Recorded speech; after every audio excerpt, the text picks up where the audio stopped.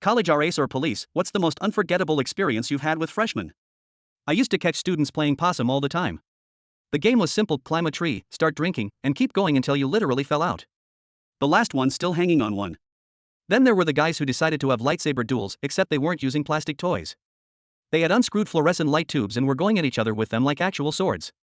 One year, an entire dorm floor got scabies, and chaos erupted. People were running back and forth to the laundry room, desperately washing every single item they owned. Then there was the resident secretly sheltering a homeless friend in the TV room. Since guests were allowed on site and could stay in common areas after hours, he took advantage of the system. He'd wait until the RAs finished their rounds, then lock his friend inside for the night. In the morning, he'd come back early to let him out before anyone noticed.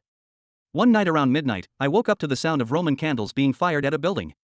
We had been dealing with local kids pulling pranks on residents, so I assumed it was them and called campus security. Turns out, it was actually my own residents. After writing them all up, one of them had the nerve to ask why I hadn't told them fireworks weren't allowed on campus. Not my hall, but definitely worth mentioning, another RA came to us with a disgusting problem. They kept finding human feces outside their building and assumed one of our residents was messing with them. Given the kind of crowd we had that year, it wasn't out of the question. When the incidents continued, one of their RAs did a stakeout and caught the culprit. Turns out, a student was laying toilet paper on his floor, taking a dump on it, and tossing it out the window because he refused to use the communal bathrooms.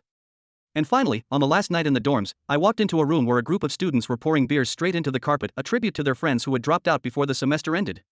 Wildest 2 years of my life.